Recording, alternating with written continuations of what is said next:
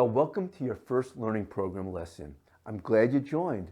This is the first of a 4-month series of holistic classes guaranteed to make you smarter in the choices you make and how you posture yourself, walk and breathe, and what you eat and put your mind toward thinking and unfortunately stressing out about.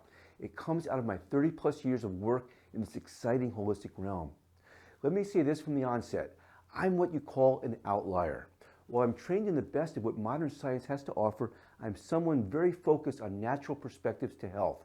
In fact, I'm really a throwback to a holistically ancient way of understanding the world that involves the 4 elements of nature: fire, air, water, and earth. Keep in mind that the sun is nature's fire element.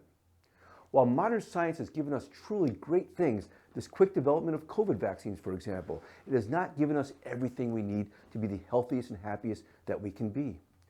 What you're going to get in this holistic learning program is something that balances out the modern way of looking at health and life in general. As you apply what you learn in this course, you'll become healthier, happier, and less stressed out. Each class comes 2 weeks after the previous one. There are 8 of these classes. My goal is to give you a wealth of information that you can truly change your life with in a variety of good ways. As we will continuously see, the fire, air, water, and earth of nature builds an ancient 4-element model that expresses themselves in lots of interesting ways in our world. Before long, we'll see how they relate to the what, how, why, and where of our life, and even such things as your favorite musicians, the books you read, the foods that you might crave. In a few moments, we're going to look at how they show up as something more relevant to your life, your body. To begin our journey in this holistic 4-element way, let's first ask, is there any evidence of this so-called 4-element pattern propping up your body, our human condition, nature? I wouldn't blame you for thinking this whole journey with me is somewhat of a foolish one in that it works with such a concept. It's hard to imagine that 4 things could be responsible for so much. Still, as you will shortly see, so much can be built and sustained by a simple pattern of 4 parts. Perhaps the most important part is life. For example, did you know that 4 genetic bases build all of life? These 4 genetic bases have interacted and joined together to build every life form on this planet, from ancient bacteria to the sequoia, the antelopes, the humankind of today. Each life form is built upon a distinctive set of proteins that comes out of these 4 genetic bases. It's how they come together in almost infinite ways that has allowed life with all its immense diversity to be created. As far as the naming of these 4 cosmic principles that I'm thinking with you prop up this foursome in our world, we could simply call them the A, B, C, and D principles. But I have found it far more interesting and insightful to call these principles by the terms the ancients saw them in nature, as fire, air, water, and earth. And it's always useful to think that nature's 4 elements represent an objective reality that we can all share and operate in.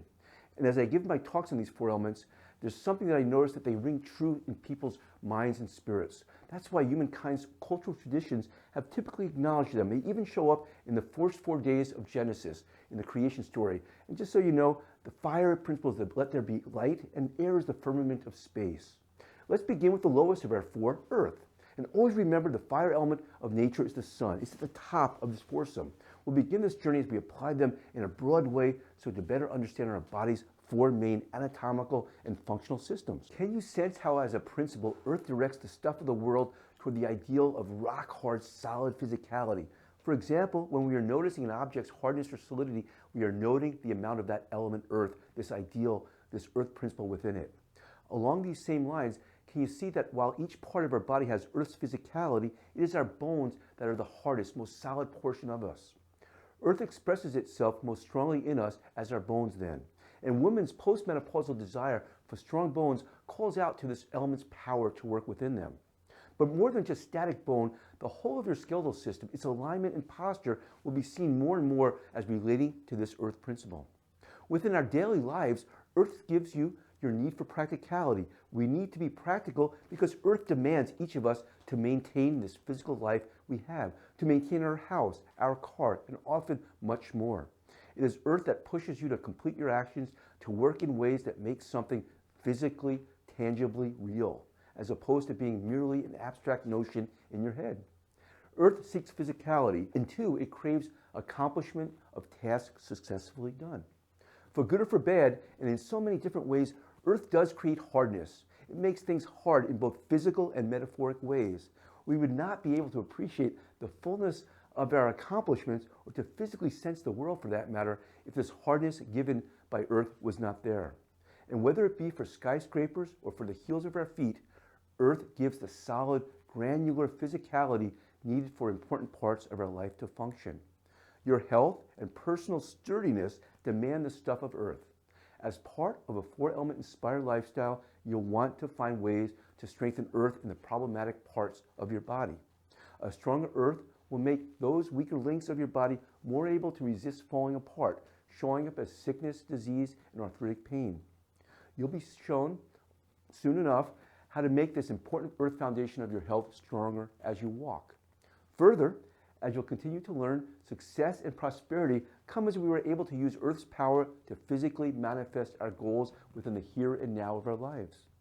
Part of a healthy lifestyle includes then drawing forward the various elements needed for success, which surely includes Earth's push to make our goals physically manifested in the here and now real part of our life, even if this process is hard. Now let's talk about water. Think about the way ancient life began as a small amoeba in the seas. Nourishment was carried into these one-celled creatures by the way water flowed in and out of their cell walls. We'll be discovering that water is the element of interconnectedness. Life is maintained as water connects life creatures to the most primitive need, nourishment or food. For the ancient amoeba and for all unicellular organisms today, water is what carries that necessary nourishment, whether it be food, minerals, or oxygen, into itself. As life got bigger, larger, canals were needed to transport this nutrient-laden water throughout its larger self. Later yet in the evolutionary process, a digestive system was established to break larger catches of food down to their down so that smaller cells could use them.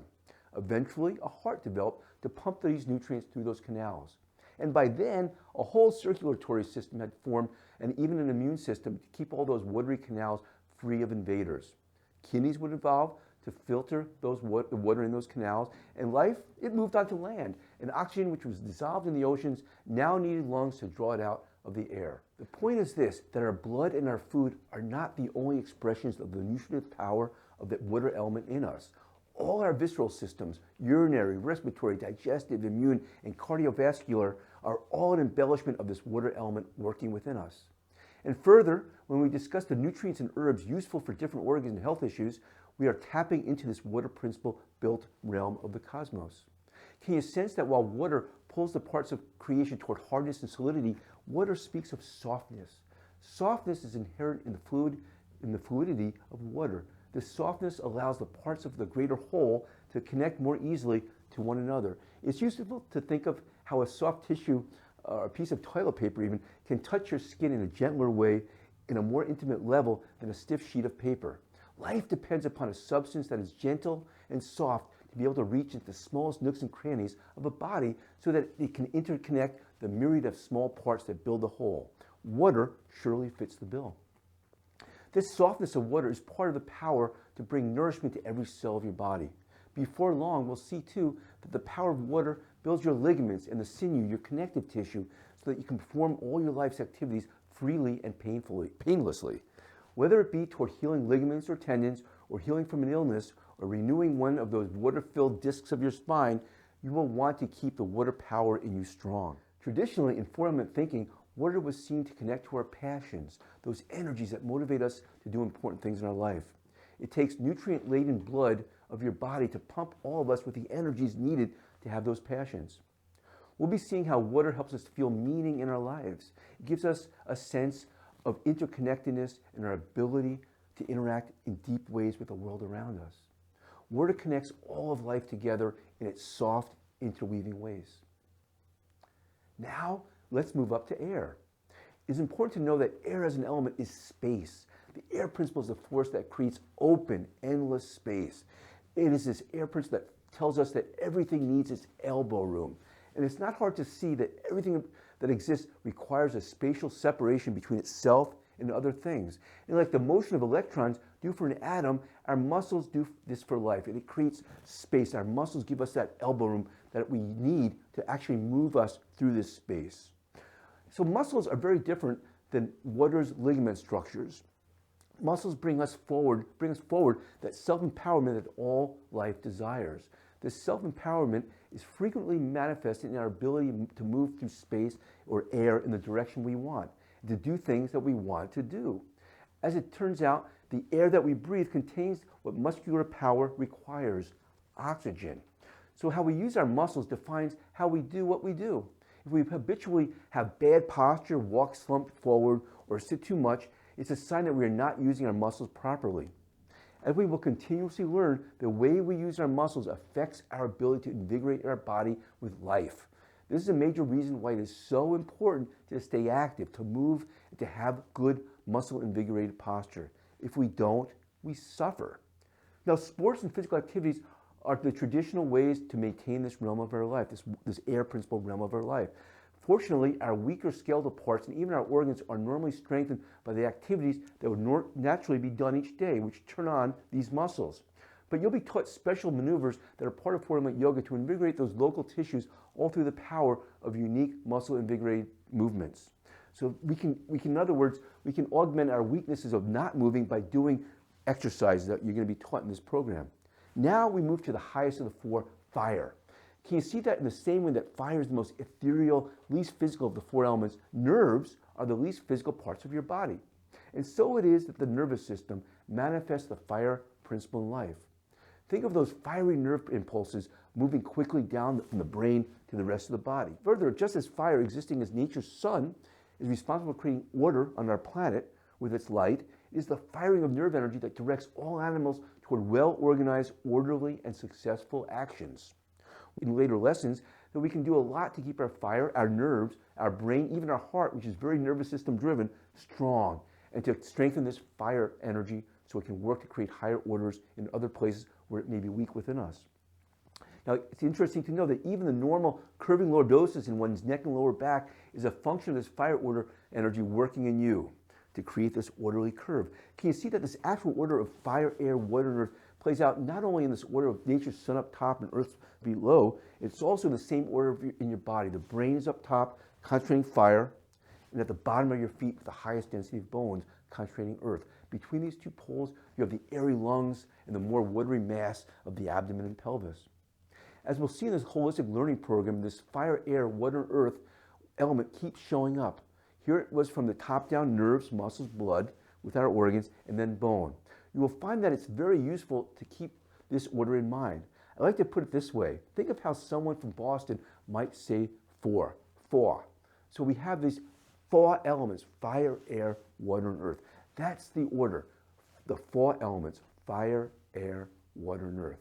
Well, that's it for now. May the 4 elements, those 4 elements, always be strong in you. I'll see you next time. Bye-bye.